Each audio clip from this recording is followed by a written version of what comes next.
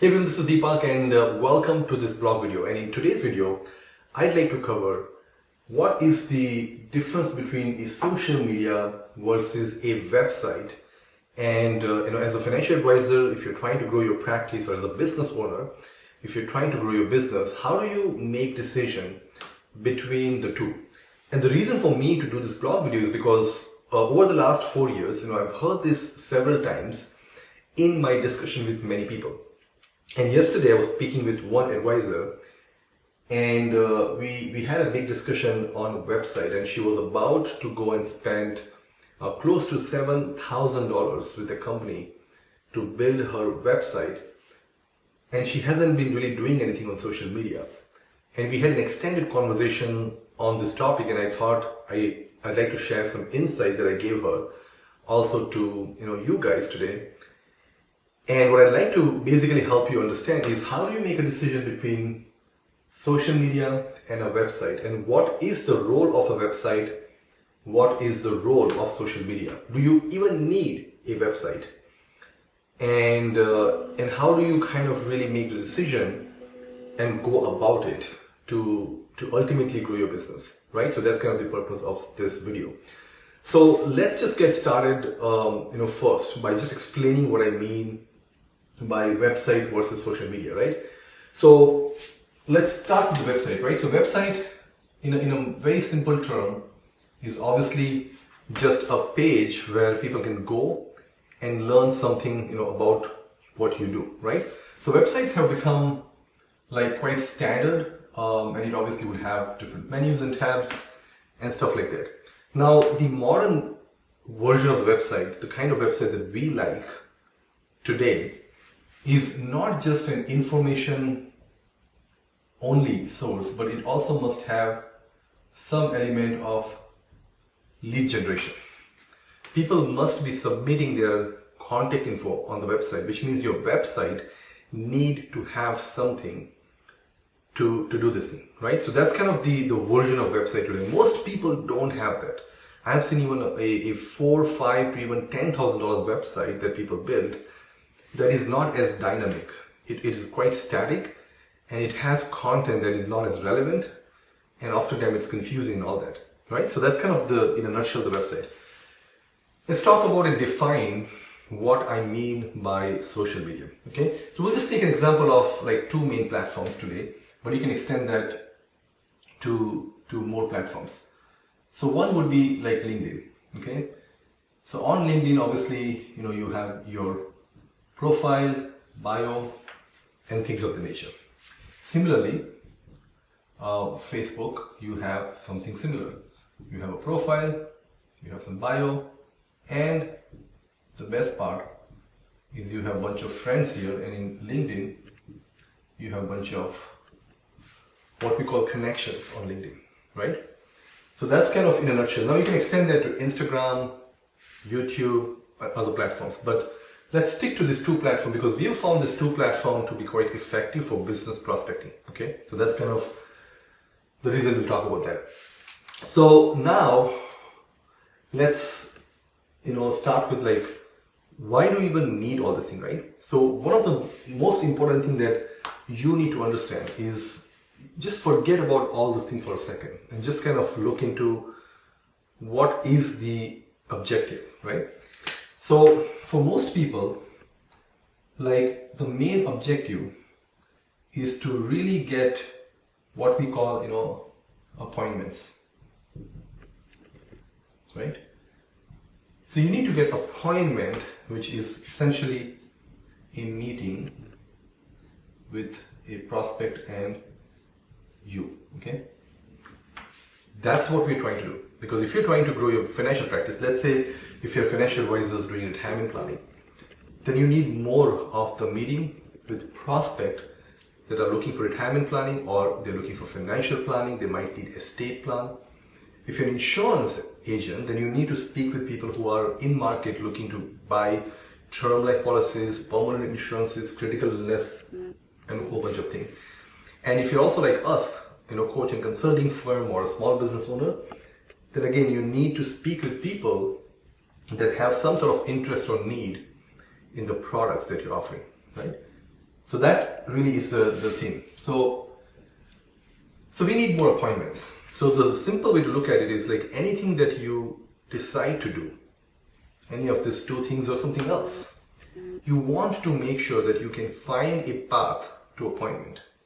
And this is one of the first missing link people have, right? People don't see a line. Like the advisor I was talking to yesterday, when I asked her, like, so what is going to happen after you spend the $7,000, get a website and some content posting? How many appointments you think you can generate? Or what is kind of the logic? And she had no logic. There was no path to appointments. The biggest mistake I see people make is they are doing all this marketing project without understanding the line to an appointment. What we have found from our experience working, so to start, like if you are not doing anything on social media today, and if you don't have anything in terms of a very clear process, then you want to focus on that, right? So we always recommend this to be like the main focus. This should be number one focus. Website, we call it number two focus, which means it's kind of optional. I know several people that we have helped who can't have a website. The companies don't allow them to have a website. They don't have a website. But they're getting clients through social media. Look, social media almost like 7-8 years back when it really became mainstream, these two platforms, I wouldn't say that it eliminated the need of website, but it made it like not mandatory, which means you don't need website to grow your business. So it's always an optional thing. Now, having a good website won't hurt you, but my recommendation is if you're getting started or if you haven't made social media work, if you don't have a website, don't spend, I would say more than maybe $300, to be honest, max, because there are many sites. If you just Google, you'll get, do-it-yourself website builder with templates. You can just go and build in like an hour. Should cost you $300 or less. You might even find somebody to help you build for something less. So if you really feel the urge, which I think is what I see people have, it's not really important, but somehow if you feel uncomfortable starting a business or being an advisor, or if you feel that not having a website is a disadvantage, then spend $300 or less and a little bit of time, maybe a few hours, and get it done. That's fine. As I said, it won't hurt you. But don't make this like a serious marketing project. That's a mistake. Now, let's quickly talk about why social media has replaced website in my view, for most people. Okay, now you still can have a website which could really cost you a lot of money, and it can do a lot of things, and yes, there is a role for website, but for most people that is not the case. So the reason we like to have LinkedIn and Facebook is, think about it. Let's just now take a look at a perspective of a user, right? Your prospects. Let's say if you have a website, just how are you going to get traffic to your website? Because the biggest thing that you need is people coming, right? And this is a big challenge on the world of website. And the main way of getting traffic is through SEO, the search engine optimization, content writing, blogs, keywords, and a whole bunch of stuff, which is very complicated, by the way. Even we haven't done that yet. Takes a lot of money, a lot of energy, a lot of time to start getting some love from Google to get traffic on your website, which really is the right way to do it. You can run paid traffic to your website, but it typically is never a good idea. So the challenge with websites are, you can have a website, but you won't have anyone to go to the website. And then if you had some people go to the website, you most likely will not have anything interesting on the website for people to get, submit the information, book a meeting, things of that nature. So it's very advanced for most people, so you shouldn't do it. Now let's talk about LinkedIn for example. LinkedIn is very nicely structured, and it gives you a very standard way to create your profile, right? So you have a nice picture, You can have a background, you can have like a title, you can have a summary of what you do, and you have a history. And then you have like, you can write articles, you can post content. It really creates a nice context. And the most important thing is it has traffic. You can find people that you can bring to your account by connecting with them and searching with them. So at a very low cost, almost free, you can start to build traffic on LinkedIn. LinkedIn has become the standard, so people know what is on LinkedIn. Like if you go to your website, you have to design the interface, right? How many menus you need, what button people will click, what happens when they click it. And people are not aware, right? So when they go to the website, your website be really simple and intuitive for people to navigate. But LinkedIn, you don't have to worry about it because people have been using LinkedIn for a long time. And they're very comfortable on LinkedIn. And also the same thing applies on Facebook, right? Exactly the same thing. Minor differences, but fundamentally the same. So the reason I like LinkedIn, and I recommended the same thing to the advisor yesterday, start with LinkedIn and Facebook. It will literally take you like an hour or less to get everything up and running on LinkedIn. Update your profile, update your photos, update your summary and all of that good stuff. So you can get up within an hour, free, no cost, and start to get traffic. You can start adding about, let's say 30 people a day. So you probably will get 6 to 8 people who would come and, actually you can get all 30 or most of the 30, if not all, like 15 people to check your profile out, right? So you got some attention. Some of those people decide, like 25% is a good number, would become a connection. So just at no cost, you're now starting to create awareness of your business, what you do. And from then on, using a very good LinkedIn process, and we have that in our program, also in our software that we created, Fintello. If you need any help with LinkedIn related stuff, then go to fintello.com and you can get a free trial of our software. But just running some campaign on LinkedIn, you will have a straight line to appointment. And that is, and the same thing again from Facebook.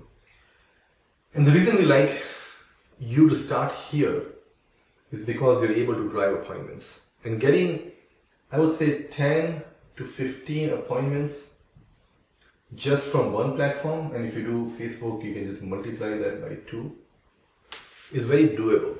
Almost at like no cost or at a small fee for Sales Navigator if you have to upgrade. So the reason we recommend you start with social media is because, again, it's free. People know like how the platforms are structured. You have the traffic right on the platform. Also with content posting, which is a really powerful way to create awareness of your products and services and building your brand, right? So it's all localized. So let's say if you have a LinkedIn profile, you posted a content, LinkedIn is going to show to all the people on LinkedIn your connections, but also other people who are not connected with you. So you really are able to skip the complicated SEO requirement that you have on internet, because websites are housed on internet, right? Which is big, right? Billions of people, millions of websites. It's a needle in the haystack to find your website. But on LinkedIn, you just kind of reduced that, right, to several hundred million people. But then if you go down into your city, your state, less people. I mean, we started helping an advisor 2 weeks back. Never done LinkedIn. He has never done any LinkedIn. He just had some, casual connections.